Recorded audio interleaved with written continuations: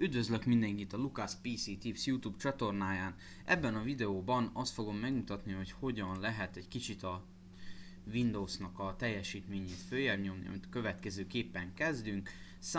Start menü, számítógépre jobbklik, tulajdonságok. Na most itt pedig kiválasztjuk a speciális rendszerbeállításokat. Ezen belül pedig megyünk ugye egyből a teljesítmény beállításokra, és itt kapunk egy ilyen kis ablakocskát. Na most ugyebár ezt a Windows megnézi, hogy milyen a számítógép, milyen a konfiguráció, és ahhoz képest dob be nekünk beállításokat. Na most ez van amelyik esetben jó, van amelyik esetben nem. Vannak itt lehetőségek, legjobb megjelenés, ugye ebben az esetben mindenki lesz pipálva, illetve legjobb teljesítmény, ha csak a teljesítményre megyünk, tehát hogy minél jobb legyen a teljesítménye a Windowsnak. Na most, ez az opció, én ezt akkor ajánlom, ha kicsit gyengébb a Windows. Illetve nem a Windows gyengébb, hanem kicsit gyengébb a számítógép. Tehát ha kicsit gyengébb a számítógép. Amennyiben nem olyan gyenge, de viszont akarunk egy kicsit ugye úgymond tuningolni rajta, akkor amiből ajánlom, hogy kivenni a pipákat, azok az animációk, tehát animáció az ablak kis vagy teljes méretre állításakor, tehát ez észrevehetetlen, illetve az árnyékok, tehát az árnyékokból szedjük ki a pipákat. Vetett árnyék, én azt hiszem, hogy ennyi.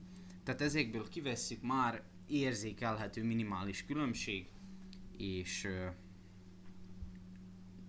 tehát attól már mint a teljesítményben érzékelhető lesz minimális különbség, viszont a Windowson nem fogjuk észrevenni, de amennyiben a legjobb teljesítményre megyünk, akkor a Windows egy kicsit meg fog változni, tehát leveszi mindenhonnan az ilyen háttér, fényeket, ilyesmiket, illetve kicsit másmilyen lesz a betűk, kicsit pixelesebbek lesznek, tehát ugye ez mind attól függ, hogy milyen szeretnénk mi magunk, ugye itt lehet állítani sok mindent, de én ezt ajánlom, tehát az árnyékokból, illetve az animációkból kivenni pipát, ez egy nagyon jó megoldás. Másik dolog, virtuális memória. Na most, virtuális memória. Mi is az a virtuális memória? Virtuális memória az a memória, amit a számítógép akkor kezd el használni, amikor a RAM memória tele van. Na most, ezt a virtuális memóriát, ezt ő a hard diskből veszi el. Tehát ezt a hard diskből veszi el, és amit azt láthatjátok itt, ha rákattintatok ugye a módosításra, akkor kidobja, hogy mik vannak. Tehát a minimális, tehát ajánlott, jelenleg lefoglalt, tehát 4 GB, ugye 4093 MB, ez 4 GB összesen. Tehát ennyit vesz most jelen pillanatban el. Amennyiben úgy érezzük, hogy ez kevés, akkor a következőket kell tennünk, kivesszük ebből a pipát, és rákattintunk ide, hogy egyéni méret.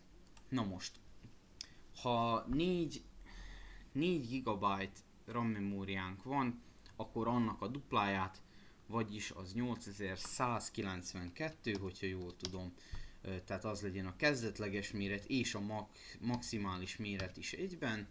Amennyiben 2 gigánk van, hát akkor ugye, akkor legyen a 4096, 1024 4 az 4094 lenne? Nem, 4096. Igen, 4096. És tehát hogyha amennyiben 2 GB memóriánk van, akkor ennek a fele, majd pedig rámegyünk, hogy beállítás, és rámegyünk, hogy OK, és ezek a változtatások restart után lesznek, ugye restart után fog érvénybe lépni. Na most ami még fontos, a processzor vezérlés, itt amennyiben ebbe van a pipa, illetve ez van kiválasztva, akkor okvetlenül rakjuk át ebbe, ez annyit tesz, hogy a processzor miket helyezzen előtérbe, a háttérszolgáltatásokat, vagyis a háttérprogramokat, vagy pedig azokat a programokat, amiket éppen használunk, tehát amiben éppen benne vagyunk, tehát tegyem azt játék, vagy a böngésző, vagy akármi ilyesmi.